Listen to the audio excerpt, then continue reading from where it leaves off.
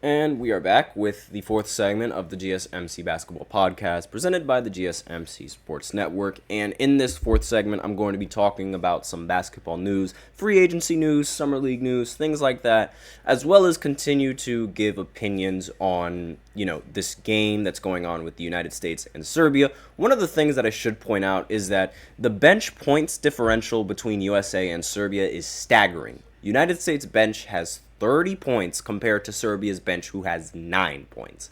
And that's really like the key difference maker for this lineup. And one of the reasons why Team USA's lineups in the history are so formidable, it's the fact that they have such a competent bench. So, aside from that, because, it's still in halftime right now, we can actually, focus on some basketball news. Now, one of the recent free agent signings, Gary Trent, he finally decided to sign with a team. He signed with the Milwaukee Bucks. Now, if you remember to a previous podcast that I did, he previously didn't want to join, I believe it was the Lakers, not the Lakers actually, or there was some team, it probably was the Lakers now that I think about it. He didn't want to join them off of a minimum deal. Like, he did not want to make the minimum amount of money. But it turns out that that's exactly the contract that he ended up signing. He ended up signing a minimum deal with the Milwaukee Bucks. So it's a 1-year contract, and that's what the agents told Woj, or ESPN, and Woj, basically. Now, Trent, he's 25 years old. He spent the last 3.5 seasons with the Raptors. But before that, he spent the first 2.5 with the Trailblazers, during which time he was teammates with Damian Lillard. Now he rejoins Damian Lillard on the Milwaukee Bucks. Trent was arguably the best free agent remaining on the market before cap space dried up around the league. He turned down a multi-year deal with the Raptors that would have had him being paid around $15 million annually, but he was seeking $18.6 million in the 2023-24 salary, right? Unfortunately, that didn't end up happening, and now he's signing on a minimum deal with the Bucks, and that's really, his agent is really bad. Well, not really his agent is really bad, but that's a little bit unwise for him, because again, he could have been making way more money had he stuck with the team, if that's what he was going for. If he was going for money, right, then he would have taken the money right when he had it. But, now he's signing with, a much smaller contract than what it is. And it's really, it's really unfortunate for him. And I'm just going to go ahead and try and get the contract details, because for some reason they will not give me any the details. Now, again, it is a 1-year minimum contract, but again, I have no idea just how much money that is.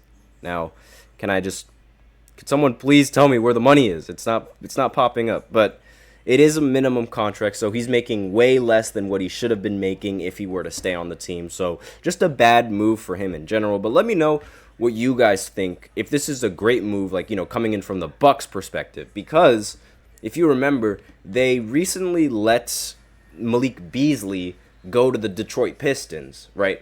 And one of the biggest reasons that Malik Beasley was so valuable was his three-point shooting. So now they got another guard that can shoot the three, and they essentially, replace Malik Beasley and decide to pay him way less than Malik Beasley, right?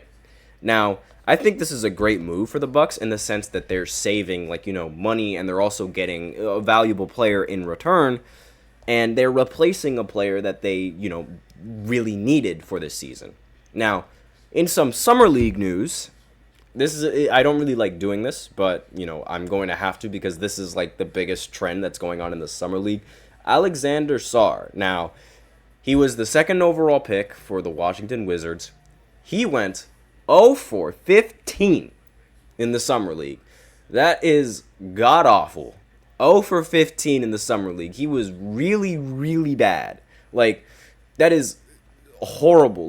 People were comparing him to Bronny. There were comments literally on the internet that was just how do I say this? Oh, wow, he's doing his best Bronny impression, right? That is incredibly disrespectful. But, aside from that, he didn't play well. He was 0 for 15 from the field, 0 for 7 from 3, and 0 for 2 from the free throw line. This really, like, this draft class has been in the talking as being one of the worst draft classes in the NBA, like in NBA history. I didn't want to believe it. I wanted to be rather optimistic, but this game right here is not helping that cause. It's really not helping, counter that argument, right? It's horrible, but I digress. Now, I do want to point out this is the Summer League, right? So anything can change. Summer League doesn't determine how well a player plays in the league. And oh, look at that. Joel Embiid's at the free throw line. Now he's definitely going to score some points. Yay! But aside from that, this is a really bad performance and definitely one of the performances that's probably going to get pushed under the rug, or at least, when the NBA season starts. Because again, like, anything can happen in the NBA season. Like, anything can, and playing in the Summer League doesn't determine any sort of style of play or how you're going to play when you're playing with the big boys, right? Like, all of that is subject to change, but I definitely wanted to just bring it up because, that was a major talking point for a lot of the Summer League performances, because it's like a lot of people were bringing that to everyone's attention, especially considering how Bronny wasn't really playing that well in the Summer League either. Some other basketball news that's been going on: Lindsey Harding joins the Lakers coaching staff. Now, I just recently figured this out, so I don't really have a graphic on. I apologize for that. But she becomes the first official, I believe, first official, woman head coach, right? Like a female coach in the NBA, like for the Lakers, I believe. This is the first time that the Lakers have hired a female coach, right?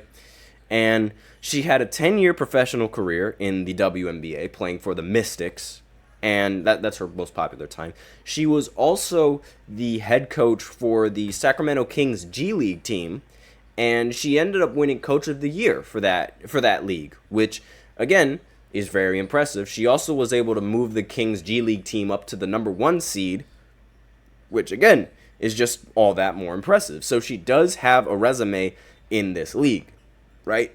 And, do I think this is a great addition? Now, obviously, having a bunch of amateur coaches, like, to the NBA, it's a little bit shady, in my opinion, right? Like, because I have no idea how they're going to perform when they're playing with the big boys and how they're going to make the coaching adjustments. LeBron to the basket. Yes, sir.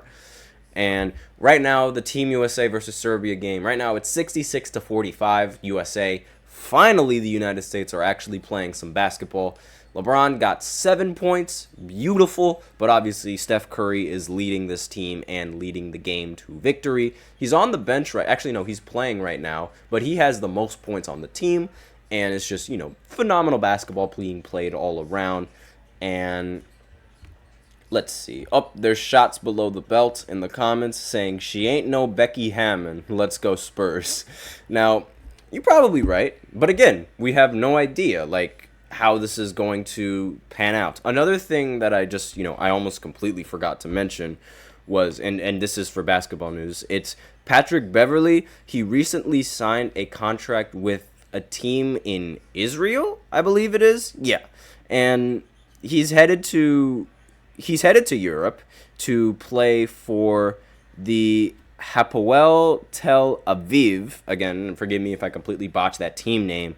And Patrick Beverley, the reason why he decided to go play overseas was that they gave me everything I asked for. I couldn't refuse. And the reason why this is kind of relevant is because 5 years ago, he recently told Steph Curry, you had the last 5 years. The next 5 years are mine. The next 5 years pass, and oops, he's out of the NBA. So just a little bit fun, like just a little bit of like funny things that went around in the NBA. And he's one of the more disliked players in the NBA. Like, he's one of those players that you just hate to go up against, but you love when he's on your team. Because he's willing to do all of the dirty work, he's willing to do all of the defense, he's willing to do what other guards in the league don't want to do. And there's a lot of players find a lot of value for that, right? Like, I wouldn't mind having Patrick Beverley on my team because, that would mean I'd have somebody on the team that's willing to, hawk a player on defense. Oh, LeBron on the break, and there's a foul. Okay. But yeah, that's essentially all the basketball news that's been going on in the NBA. And really, that's really all the news that I have to talk for you guys. So with that out of the way, we can go right ahead and go into this fifth segment, which is going to be about the WNBA and a lot of the WNBA news that's going on right now, as well as, just talking about some of the things that's going on in this game.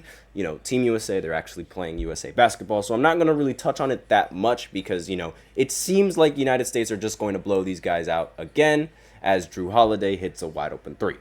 So aside from that, I'm going to go ahead and continue on with the final segment right after this short break, so be sure to stay tuned.